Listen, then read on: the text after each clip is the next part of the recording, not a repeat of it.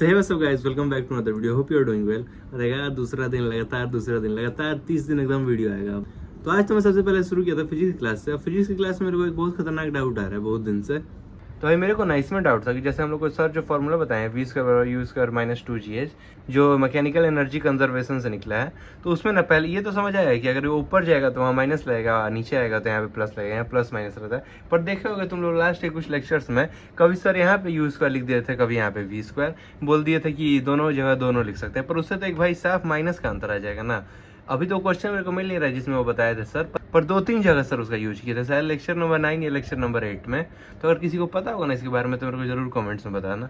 और उसके बाद तो भाई फिजिक्स में अभी सेंटर ऑफ मास चल रहा है हम लोग में। तुम लोग किस चैप्टर पे हो जरूर बताना। अगर कोई प्रयास 1.0 से नहीं कर रहा है, कहीं और से कर रहा है, खजाना से कर रहा है या 2.0 से कर रहा है, तो तुम लोग किस चैप्टर पे जरूर बताना। पर क्या तुम लोग को नहीं लगा कि आज का सर पूरा लेक्चर सिर्फ एक्सप्लेन ही करने में खींच दिया? मतलब ऐसा कोई जरूरत तो था नहीं। मैं क्या करूंगा इतने डिटेल में सेंटर ऑफ मास कहाँ से आया है पूछने के। आज को नोट्स में कुछ भी नहीं लिखा हूँ, पूरा नोट्स अभी खाली ही है, क्योंकि सिर्फ एक्सप्लेन तो किए हैं सर। और जो एक फॉर्मूला सीट दिए थे सर शुरू में, तो सर ये सर्कुलर मोशन का होमवर्क डिस्कस कर रहे थे, उसके बाद सीओएम समझाने लगे, उसके बाद सर एक फॉर्मूला भेज दिया। इसी पे शायद 25 मिनट लगा दिए होंगे कि ये आगे आएगा तो आगे पढ़ेंगे, उसमें क्या दिक्कत है। पर इसको लिख के कोई फायदा है नहीं, क्योंकि सर बोले इसको करवाने में 8 लेक्चर लग जाएगा। मैं एक ही जगह फर्स्ट ही पेज पे सब लिख दूंगा, उसके बाद धीरे धीरे टॉपिक शुरू होगा। तो इसलिए कुछ लिखा ही नहीं कि जब ये टॉपिक शुरू होगा तो ये वाला फॉर्मूला लिखूंगा, ये शुरू होगा तो ये वाला फॉर्मूला लिखूंगा। तो इसे पता नहीं करेंगे क्या, मतलब ये काम आएगा बाद में, लेक्चर से काम आएगा। और भाई 1.5 घंटा इसी पे लगा देना। ऐसा ही सेंटर ऑफ मास में 6 लेक्चर था हम लोग का, आज चला गया 10 लेक्चर, तो 4-5 लेक्चर तो वहीं पीछे चल रहे हैं। और आज सीओएम का 1 लेक्चर वेस्ट ही हो गया है। पता नहीं सीओएम का कितना सारा लेक्चर है हम लोग के पास। अब मैं कौन ही होता हूँ सर को बताने वाला कि वो गलत किए हैं कि सही किए हैं। सर इतने साल से पढ़ा रहे हैं, उनको सिलेबस टाइम पे खत्म करना है, मेरे को थोड़ी। पर मेरे हिसाब से तो उनको इतना टाइम नहीं लेना चाहिए। शायद नया ऑनलाइन में आया तो एकदम एक्सप्लेन करते जाना कि मेरे को ये भी आता है। आशीष सर भी बहुत ज्यादा टाइम लेते हैं, पर भाई उनके क्लास में तो आजकल खूब मजा आ रहा है। और बाकी तुम लोग अगर कोई फिजिक्स में क्वेश्चन ट्राई करना होगा सर्कुलर मोशन का, तो हम लोग ग्रुप में हर्षवर्धन भाई भेजा था क्वेश्चन, तो एक ये वाला क्वेश्चन ट्राई कर सकते हो तुम लोग। ये बहुत अच्छा क्वेश्चन था, और एक इसके बाद वाला क्वेश्चन भी बहुत अच्छा था। ये वाला अभी ट्रिकी है थोड़ा सा, तो किसी को ट्राई करना है तो कर लेना।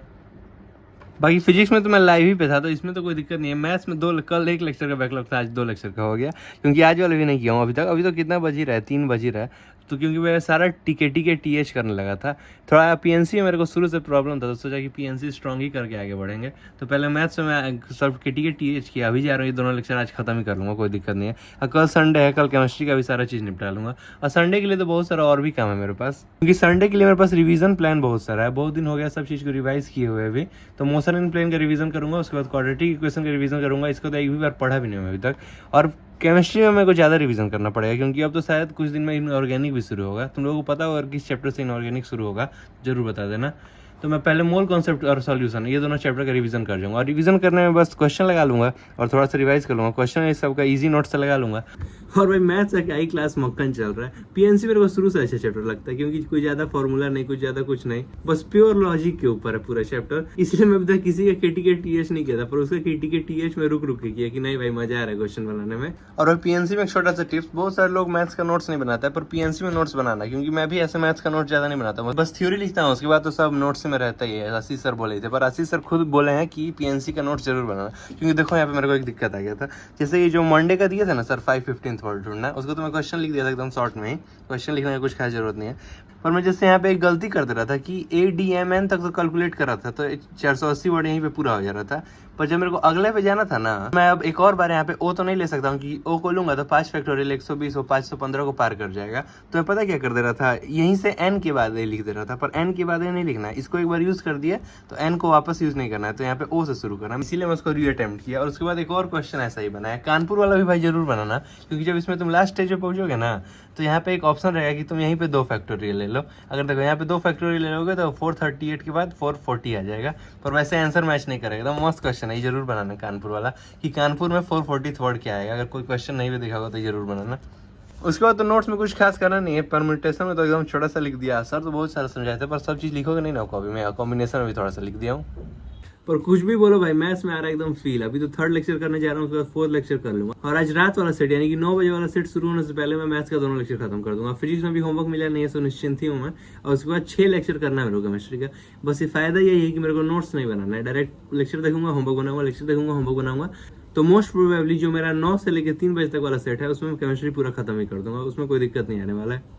और अब भाई एकदम मैं वापस फुली मोटिवेट हो चुका हूँ। मतलब देखो अभी मेरा YTV पे 6 या 7 घंटा हो चुका है। तुम लोग के लिए भले ही कम लग रहा था, बहुत सारे लोग तो अभी 10 घंटा कर लिया था, पर भाई मैं तो टोटल दिन में 6-7 घंटा कर रहा था पिछले 2 महीने से या 1 महीने से।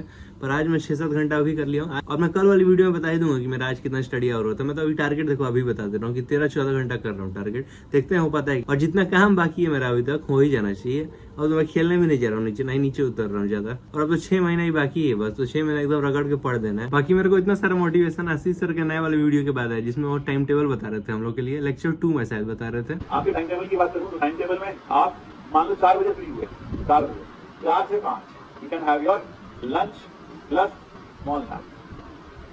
कितने मिनट की? 30 मिनट, 30 मिनट की स्मॉल स्नैक। और फिर आप वापस 5:30 से उठ जाइए भाई, 5:30 से लेकर 9:30 तक, है ना, स्टडी 4 घंटे पे आऊंगा। और फिर 9:30 से लेकर 10:30 तक डिनर, और फिर रात को 10:30 बजे से लेकर I think you can 3 minute तो पढ़ सकते हो, है ना। हाँ, फिर स्टडी, और फिर 1 से लेकर 7 बजे तक, 7 साढ़े 7 तक ठीक ना हो जाओ। हाँ, ये दिनचर्या आप रख सकते हो बिल्कुल अपनी। और इसमें मैं समझता हूँ आप डेफिनेटली ये सोच रहे होंगे सर समय तो इसमें, हाँ भाई समय तो नहीं है यार। देखो मुझे तो यही था जब मैं तैयारी कर रहा था यार, मुझे भाग लगी थी घूमना, तो जिंदगी में करना ही करना है ना। अब इतना करना भी पॉसिबल नहीं है मेरे से, मतलब कि एकदम लगातार पढ़ते जा मतलब मेरे हिसाब से तो कोई भी स्टूडेंट जो घर से पढ़ता है उसके लिए इतना करना पॉसिबल नहीं, क्योंकि घर पे भी बहुत सारे काम रहते हैं। कभी कोई ये काम बोल दिया, कभी कोई वो काम बोल दिया।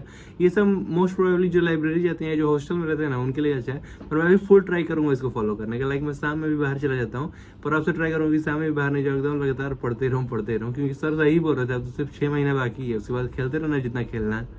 और उन बेचारे 2.0 वालों को क्या हुआ, उन लोगों का शायद फिजिक्स में यूनिट डायमेंशन चल रहा है, और मेरे को पता चला कि 3.0 भी आता है प्रयास। 3.0 वाला तो भाई खत्म हो, नेक्स्ट ईयर का ही तैयारी कर रहा है सब।